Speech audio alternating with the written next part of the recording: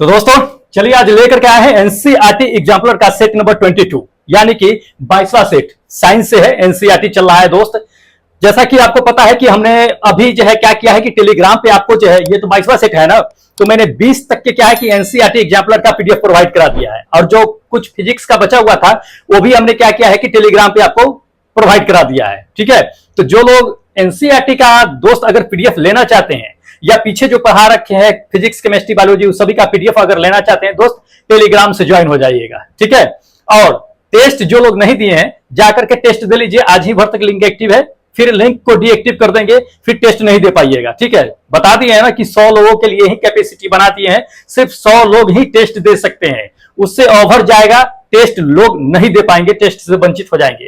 तो जितना जल्दी हो सके दोस्त टेस्ट दे लीजिएगा। ठीक है, तो चलिए हम क्या करते हैं कि ये जो सेट 22 है इसमें भी काफी इंपॉर्टेंट क्वेश्चन डाले हुए हैं, जान लीजिए। बायोलॉजी से और 11th से चल रहा है, तो 11th और 12th अब चलेगा, इसलिए इसको तो बिल्कुल मिस मत कीजिए। अब अभी तक के जो पीछे आप पढ़ रहे थे वो 9th 10th का एनसीईआरटी एग्जाम्पलर चल रहा था, लेकिन अभी जो चल रहा है दोस्त 11th से चल रहा है, इसलिए इसको तो बिल्कुल मिस ही मत कीजिए। काफी इंपॉर्टेंट है, एएलपी और टेक्नीशियन में बहुत हेल्प करेगा ये आपको। ठीक है, चलिए क्या करते हैं कि देख लेते हैं क्वेश्चन नंबर फर्स्ट। देखिएगा ये एनसीईआरटी एग्जाम्पलर का आपका क्वेश्चन नंबर फर्स्ट है, बायोलॉजी से चल रहा है दोस्त। ठीक है, 20 क्वेश्चन इसमें सेलेक्ट किए हैं। पहला क्वेश्चन देख लीजिए। पहला क्वेश्चन इसमें क्या कहा जा रहा है कि सिस्टमैटिक शब्द का अर्थ क्या होता है। जी हाँ, सिस्टमैटिक का अर्थ क्या होता है जान लीजिए। बहुत सारे ऑप्शन इसमें 4 ऑप्शन है, 4 ऑप्शन आप पढ़ लीजिए, हम आपको बताते हैं कि सिस्टमैटिक्स का अर्थ होता है क्या। ठीक है, चलिए पहले हम आपको बता देते हैं कि सिस्टमैटिक का अर्थ क्या है। ठीक है, देखिए ये थर्ड नंबर जो ऑप्शन देख रहे हैं ना, ये मेरा करेक्ट होगा। जीवों में विविधता और उसके संबंध, ये क्या कहलाता है कि सिस्टमैटिक्स कहलाता है। लेकिन इतना से काम नहीं चलेगा, आपका कुछ दिमाग में बैठा होगा, कुछ जो है उड़ गया होगा, लेकिन थोड़ा समझ लीजिए इसको ताकि आप भूले नहीं। देखिए सिस्टमैटिक कहने का मतलब क्या होता है कि देखिए जैसे कि मान लीजिए कि कोई भी जीव अगर हम देखते हैं किसी भी जीव को, ठीक है, चाहे वो बिल्ली हो, डॉग्स हो, कोई भी जीव हो, अगर उसको देखते हैं तो क्या देख के हम सीधा छोड़ देते हैं? उसके बारे में हम क्या करते हैं कि जानने की कोशिश करते हैं। कोई नया डॉग्स देख लिए, है ना, बहुत तरह के डॉग आते हैं, सबको देख लिए, या बिल्ली भी बहुत तरह की आती है, उसको हम देखते हैं तो देखते ना, करे यहाँ की बिल्ली वहां की बिल्ली में बहुत सारे डिफरेंट होते हैं, तो उसके बारे में जानने की इच्छा जग जाती है। या सपोज डेट कर लीजिए कि डायनासोर के बारे में समझ लीजिए कि पहले के समय में डायनासोर हम लोगों ने तो देखा नहीं है, लेकिन जान लीजिए कि अगर हम लोग इमेजिन करते हैं कि डायनासोर बहुत विशाल हुआ करता था और अगर अभी रहता तो क्या होता, उसका विनाश कैसे हुआ, तो दोस्त हमारा इच्छा जो होता है उस डायनासोर के बारे में जानने की इच्छा अंदर से बहुत ज्यादा हो जाती है और उसके बारे में क्या करने लगते हैं हम लोग की स्टडी करना शुरू कर देते हैं। तो किसी भी जीव के बारे में स्टडी करना, उसके संबंध में, उसकी विविधता के बारे में स्टडी करना, वही सिस्टमैटिक्स कहलाता है। ध्यान रखिएगा, सिर्फ जीव के बारे में ध्यान रखिएगा, पेड़ पौधे के बारे में नहीं, सिर्फ जीव के बारे में। तो यही ये चीजें जो है थर्ड नंबर ऑप्शन में दिया गया है कि जीवों की विविधता और उसके संबंध से जो है जो भी अध्ययन किया जाता है वो सिस्टमैटिक कहलाता है। ठीक है, क्लियर है यहां तक के दोस्त? बायोलॉजी है, इसमें क्या है कि थोड़ा बायोलॉजिकल वर्ड आएंगे, उसको हम क्लियर करने की कोशिश करेंगे और आपको समझाने की कोशिश करेंगे, इसलिए वीडियो के अंत तक के बने रहिएगा। काफी इंपॉर्टेंट क्वेश्चन इसमें डाले गए हैं, बारीकी बारीकी से क्या करेंगे हम लोग समझते चलेंगे। ठीक है, छोड़ेंगे नहीं। चलिए अगला क्वेश्चन देख लीजिए दोस्त। दूसरा नंबर आपको क्वेश्चन दिया जा रहा है कि वनस्पति उद्यान और प्राणी उद्यान में क्या हो सकता है, क्या होता है। देखिए उद्यान तो कई प्रकार के होते हैं, ठीक है, उद्यान समझते होइएगा। जैसे कि मान लीजिए कि यूपी में चले जाइए, क्या है कि लखनऊ प्राणी उद्यान है, लखनऊ में प्राणी उद्यान है। उसके बाद आप पटना बिहार में चले जाइए, एक तो संजय जैविक उद्यान है ना, जो चिड़ियाघर कहलाता है। तो दोस्त कई तरह के उद्यान होते हैं, तो यहां पे जो कहा जा रहा है ये वनस्पति उद्यान और प्राणी उद्यान में क्या क्या होता है ये बताना है। तो ध्यान रखिए, हम आपको बताते हैं कि जो उद्यान हम लोग देखने जाते हैं तो उसमें क्या बिहार के या सिर्फ यूपी के ही जीव जंतु उसमें शामिल रहते हैं, या हमें आउट ऑफ कंट्री के भी जीव जंतु उसमें देखने के लिए मिलते हैं जो यूपी या बिहार में नहीं पाए जाते हैं? क्या वो भी चीज हमें उसमें देखने के लिए मिलता है? तो जी हां, सिर्फ स्थानीय जीव जंतु उसमें मौजूद नहीं होता है, बल्कि विदेश के जो भी प्रजाति होते हैं वो भी हमको उसमें देखने के लिए मिलता है। तो उद्यान का मतलब ही यही होता है। ठीक है। तो वनस्पति उद्यान और प्राणी उद्यान में क्या होगा कि स्थानीय और विदेशी जीवित प्रजाति जो होता है उसका संग्रह होता है, वो हमको क्या होता है कि वहां पे देखने के लिए मिलता है। ध्यान रखिएगा। तो ये थर्ड नंबर मेरा ऑप्शन क्या होगा कि बिल्कुल करेक्ट होगा। ठीक है, बायोलॉजिकल वर्ड है, थोड़ा सा इसको समझ के चलिएगा और समझाने का भरपूर हम कोशिश करेंगे दोस्त। ठीक है, चलिए अगला देखिए, तीसरा नंबर क्वेश्चन है दोस्त। इसमें क्या कहा जा रहा है? इसमें कहा जा रहा है कि सभी यूकैरियोटिक एक कोशिकीय जीव किससे संबंधित है? ठीक है, इसमें यूकैरियोटिक एक कोशिकीय जीव मतलब एक कोशिका से बना हो वैसे जीव यूकैरियोटिक में आते हैं, वो किससे संबंधित रखते हैं?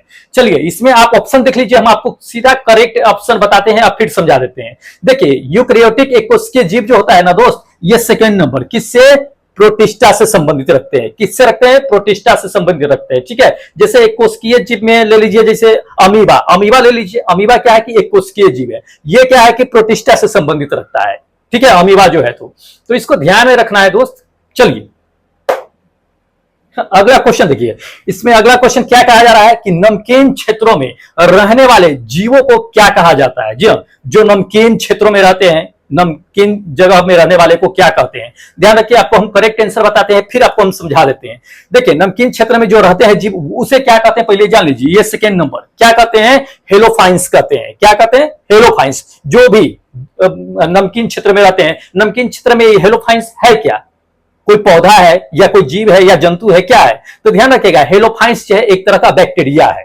क्या है? बैक्टीरिया है। ये हेलोफाइंस एक तरह का बैक्टीरिया है जो नमकीन क्षेत्र वाले जगह में रहते हैं, जहां भी नमकीन क्षेत्र होते हैं वहां पे। अब थोड़ा सा समझ लीजिए कि इसमें 4 ऑप्शन है, चारों ऑप्शन के बारे में थोड़ा सा समझ लीजिए कि एक तो थर्मो एसिडोफाइल्स दे दिया है ये फोर्थ नंबर में, ये क्या होता है? तो ध्यान रखिएगा, थर्मो एसिडोफाइल्स जो होता है, फाइल्स, ये जो होता है दोस्त ना, ये भी एक तरह का बैक्टीरिया होता है।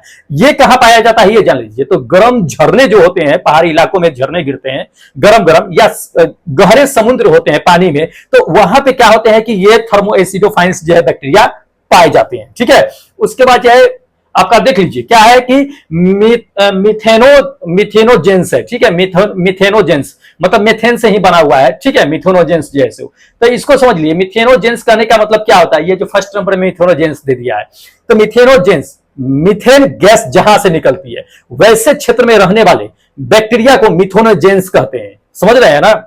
जहां से दलदली क्षेत्र में होता है ना, दलदली क्षेत्र में क्या होता है कि मीथेन गैस प्रोड्यूस होते रहता है, तो वैसे क्षेत्र में रहने वाले बैक्टीरिया को मिथेनोजेंस के नाम से हम लोग जानते हैं। ठीक है, उसके बाद आपको देख लीजिए कि ये दे दिया है थर्ड नंबर में क्या है कि हेलोफाइट्स। हेलोफाइट्स क्या होता है? तो दोस्त हेलोफाइट्स एक तरह का पौधा होता है, ये बैक्टीरिया नहीं होता है। हेलोफाइट्स एक तरह का पौधा होता है जो क्या होता है कि सूरज की रोशनी से प्यार करता है। सूरज की रोशनी से प्यार करता है, वहां जहां जहां ज्यादा सूरज की रोशनी पड़ता है वहां पे क्या होता है कि हेलोफाइट्स पाया जाता है। ठीक है, वो एक तरह का पौधा ही होता है। ठीक है, तो इसको ध्यान में रखना है दोस्त। चलिए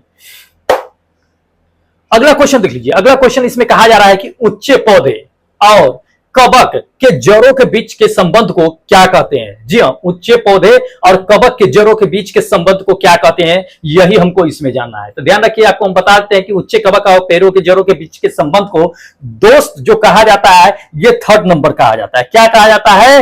माइकोराइजा। माइकोराइजा कहा जाता है। ध्यान रखिएगा, काफी इंपॉर्टेंट है। ठीक है, चलिए अगले क्वेश्चन पे लेकर के चलते हैं हम। अगला क्वेश्चन देख लीजिए, क्या कहा जा रहा है कि एक डीकैरियोनो तब बनता है, कब बनेगा डीकैरियोनो? ठीक है, तो पहले तो जान लीजिए कि ये कब बनता है, ये तो हम बताइए देंगे कि कब बनता है, लेकिन वर्ड थोड़ा समझ लीजिए, बायोलॉजिकल वर्ड है। डीकैरियोनो का मतलब होता क्या है दोस्त? डीकैरियोनो का मतलब जो होता है कि एक ही कोशिका में 2 नाभिक पाए जाना। एक कोशिका में 2 न्यूक्लियस जब पाया जाता है तो उसे डीकैरियोनो कहते हैं। अब वो जो 2 नाभिक बनते हैं एक कोशिका में, उसे बनने में क्या होता है कि थोड़ा ज्यादा समय लगता है, तुरंत नहीं बनता है, तुरंत नहीं बनता है। तो डीकैरियोनो कब बनता है? तो जब क्या होता है कि 2 गुणित कोशिकाएं तुरंत नहीं जुड़ती है। 2 गुणित कोशिकाएं यानी 2 कोशिकाएं आपस में जो है उसमें जो 2 न्यूक्लियस होते हैं वो जल्दी आपस में नहीं जुड़ते हैं, तब जो है डीकैरियोनिक बनते हैं। तो ये सेकेंड नंबर मेरा ऑप्शन क्या होगा कि बिल्कुल करेक्ट होगा। तो ध्यान रखिएगा, इंपॉर्टेंट है। ठीक है, चलिए नेक्स्ट क्वेश्चन देख लीजिए। हाँ, अगला क्वेश्चन आपको कहा जा रहा है कि क्या कहा जा रहा है दोस्त, काफी इंपॉर्टेंट है कि माइकोबायोन्ट और फाइकोबायोन्ट के बीच संबंध पाया जाता है। किसमें होता है ये संबंध? माइकोबायोन्ट और फाइकोबायोन्ट किसमें ये संबंध होता है ये बताना है। तो ध्यान रखिए, आपको हम बताते हैं कि माइक्रोबायोट और फाइकोबायोट के बीच जो संबंध होता है वो किस में होता है, वो होता है दोस्त ये थर्ड नंबर लाइकेन में। लाइकेन में माइक्रोबायोट और फाइकोबायोट के बीच संबंध पाया जाता है। ठीक है, चलिए अगला क्वेश्चन देख लीजिए दोस्त। अगला क्वेश्चन इसमें दे दिया कि वायरस और वायरॉड के बीच क्या अंतर है। जी हां, ध्यान रखिए, हम आपको बताते हैं कि ये वायरस जो देख रहे हैं, वायरस और वायरॉड, ये दोनों एक ही होता है, दोनों वायरस ही हैं, लेकिन एक अंतर है इसमें। क्या अंतर है, थोड़ा सा समझ लीजिए इस चीज को।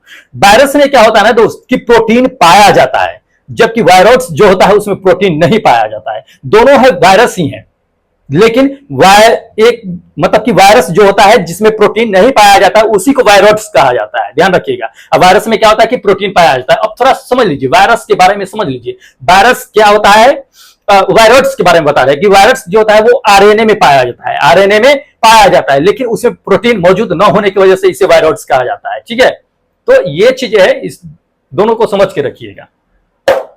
चलिए अगला क्वेश्चन देख लीजिए। अगला क्वेश्चन इसमें कहा जा रहा है कि कवक के यौन चक्र के संबंध में सही घटना कौन सा है, ये चुनना है। ठीक है, कि कवक अपना यौन संबंध किस तरह से पूरा करता है ये समझना है हमें। तो ध्यान रखिए, आपको हम करेक्ट आंसर बताते हैं, फिर उसके बारे में हम आपको सही तरह से समझा भी देंगे कि कवक का यौन संबंध कैसे बनता है, उसका क्रम क्या है। ठीक है, तो ध्यान रखिएगा, ये थर्ड नंबर जो ऑप्शन देख रहे हैं आप, इसमें क्या है कि स्लेमेगोगेमी है ना, तो ये स्लेमेगोगेमी और कार्जोगेमी, उसके बाद ये अर्धसूत्री विभाजन, ये तीन तरह से क्या होता है कि कवक अपना यौन संबंध चक्र जो होता है वो पूरा करता है। ठीक है, अब थोड़ा सा समझ लीजिए ये तीनों के बारे में समझ लीजिए कि क्या होता है क्या नहीं होता है।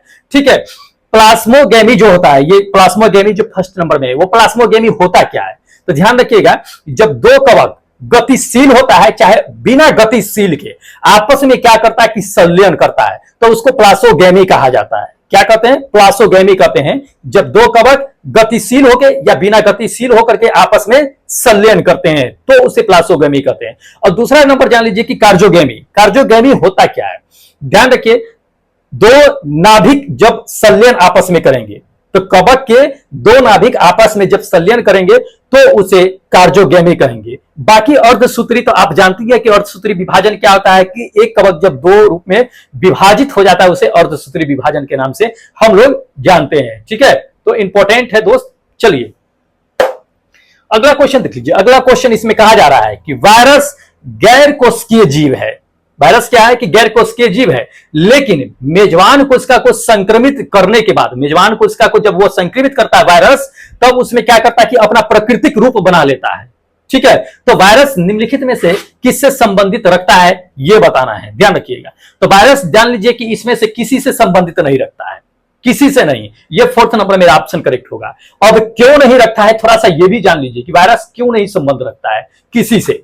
तो ध्यान लीजिए कि वास्तव रूप में अगर देखा जाए, रियलिटी अगर देखा जाए वायरस के बारे में, तो वायरस क्या होता है कि जीवित नहीं होता है, जीवित नहीं होता है। न तो यह यूकैरियोटिक में पाया जाता है, न तो यह क्या होता है कि प्रोकैरियोटिक में पाया जाता है। यह सिर्फ पाया भी जाता है तो किस में पाया जाता है, तो मेजबान सेल के बाहर पाया जाता है। मेजबान कोशिका जो होती है उसके बाहर पाया जाता है, और उसमें जो पाया जाता है तो वो खुद जो है मल्टीपुल नहीं होता है, खुद अपना जो है विस्तार नहीं फैलाता है, बल्कि मेजबान कोशिका के अंदर ही क्या करता है कि वह मेजबान कोशिका की सहायता से क्या करता है कि अपना जो है मल्टीपुल अपना संक्रमण फैलाना शुरू करता है।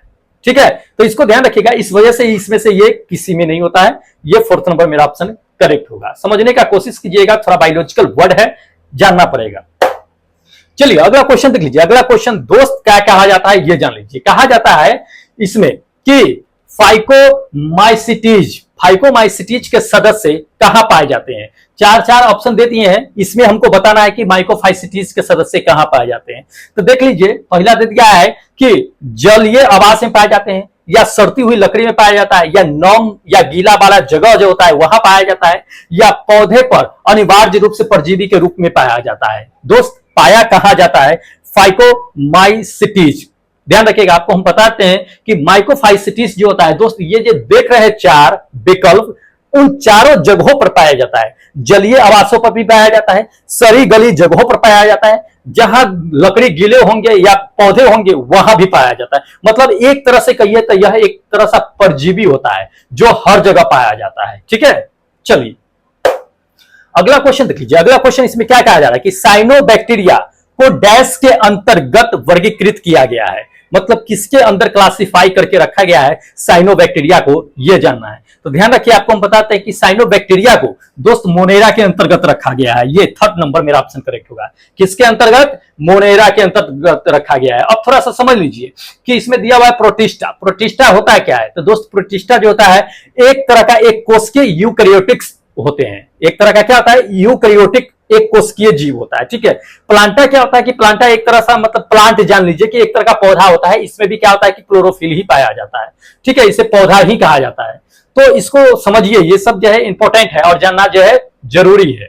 चलिए अगला क्वेश्चन देख लीजिए। अगला क्वेश्चन क्या कहा जा रहा है कि दो गतिशील युग्म का संलयन, ठीक है, जो आकार में क्या करते हैं कि असमान होते हैं। आकार में क्या होता है? असमान होते हैं, लेकिन दोनों क्या होता है कि गतिशील होते हैं। जब संलयन करते हैं तो उसे क्या कहा जाता है? तो ध्यान रखिएगा, अगर आकार में यानी साइज में असमान है और संलयन कर रहा है तो उसको दोस्त ये थर्ड नंबर क्या कहेंगे? अनिसोगामी कहेंगे। अनिसोगामी असमान है, तो अगर समान रहेगा तो आइसोगामी कहते रहा, ये सेकेंड नंबर आइसोगामी कहते रहा, लेकिन असमान है इसलिए इसको ये थर्ड नंबर अनिसोगामी कहेंगे। तो ध्यान रखिएगा, इंपॉर्टेंट है, समझने वाला है, ट्रिक से समझ लीजिएगा।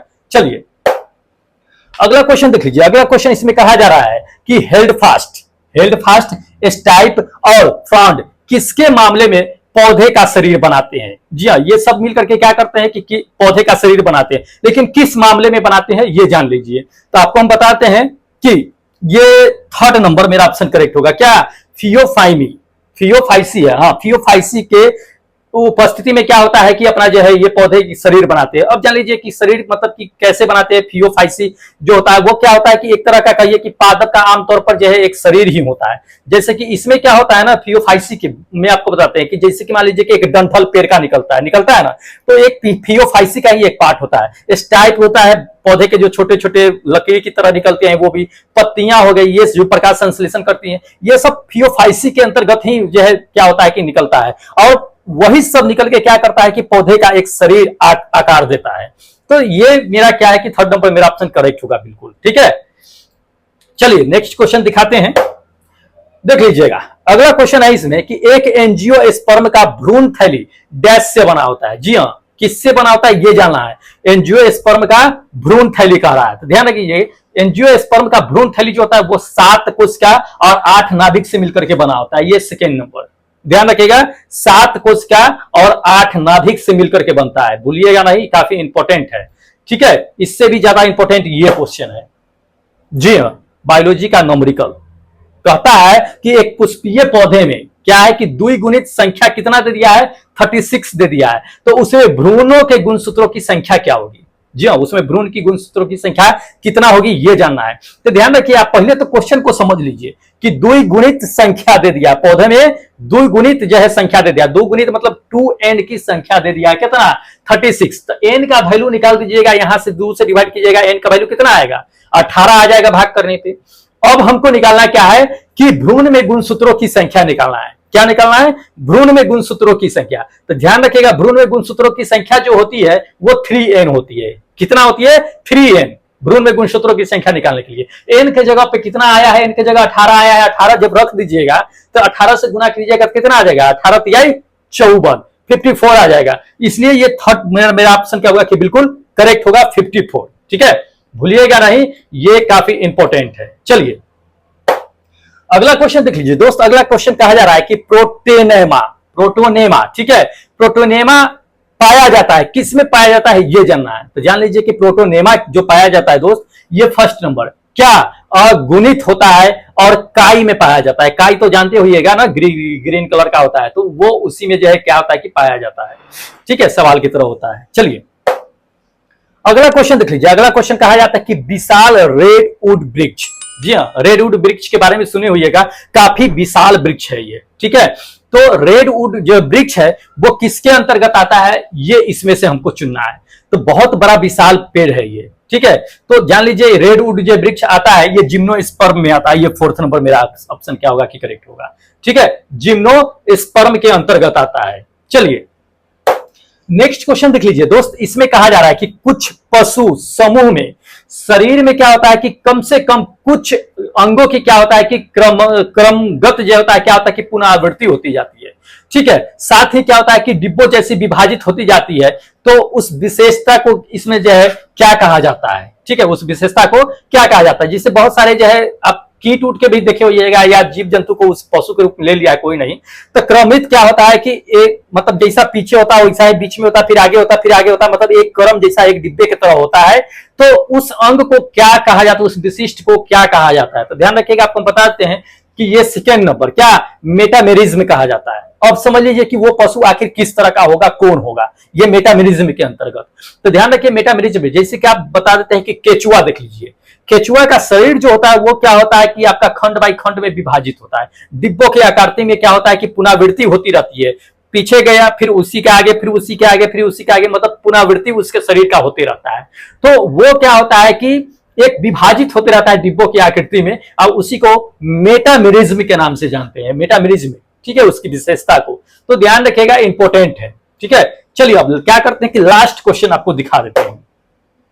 यह है अपना लास्ट क्वेश्चन। जी हाँ दोस्तों, काफी इंपॉर्टेंट है, पढ़ लीजिए क्वेश्चन। इसमें क्या कहा जा रहा है दोस्त, इसमें कहा जा रहा है कि निम्नलिखित में से कौन सा जानवर जो है 4 कक्षीय हृदय वाला होता है। जी हाँ, मतलब 4 कक्ष हृदय को फोर्थ चेंबर में क्या करता है कि साझा करता है। तो 4 कक्ष वाले होते कौन है? तो चलिए हम ऑप्शन के अकॉर्डिंग चलते हैं। ठीक है, ऑप्शन को पहले हम छांट के हटा देते हैं। ध्यान रखिएगा, आपको हम बताते हैं कि जितने भी सरीसृप और छिपकली होते हैं उसमें 3 कक्षीय हृदय होता है। क्या क्या? सरीसृप और छिपकली, याद रखिएगा इस चीज को, उसमें 3 कक्षीय होता है। तो आप इसमें जो है सरीसृप जो ऑप्शन होगा उसको हटा दीजिए या छिपकली वाला को हटा दीजिए। तो देख लीजिए इसमें भी क्या है कि सरीसृप है, इसको हटा दीजिए। दूसरा नंबर में इसमें नहीं है, न सरीसृप है न छिपकली है, मतलब ये ऑप्शन होना चाहिए। लेकिन आगे भी देख लीजिए, ये थर्ड नंबर में मगर आपका छिपकली दिया हुआ है, तो ये भी ऑप्शन नहीं होगा। चौथा में भी छिपकली दिया हुआ है, ये भी नहीं होगा। यानी होगा कौन? ये थर्ड नंबर, सेकेंड नंबर मेरा ऑप्शन क्या होगा कि करेक्ट होगा, मगरमच्छ, पक्षी और स्तनधारी। ये क्या होता है? स्तनधारी। ये 4 कक्षीय हृदय वाले जीव जंतु होते हैं। ठीक है, बाकी जो देखे हैं आपको हम बता दिए, उभयचर जो होता है वो 2 कक्षीय चेंबर होता है, उसका हट जो होता है, हृदय जो होता है सो। बाकी आपको हम बता दिए कि सरीसृप और छिपकली में 3 कक्षीय हृदय होता है, और ये जो बता दिए हैं आपको इसमें 4 कक्षीय हृदय होता है। ठीक है, तो दोस्त ये था अपना 20 काफी इंपोर्टेंट क्वेश्चन था बायोलॉजी से, वो भी 11th क्लास से।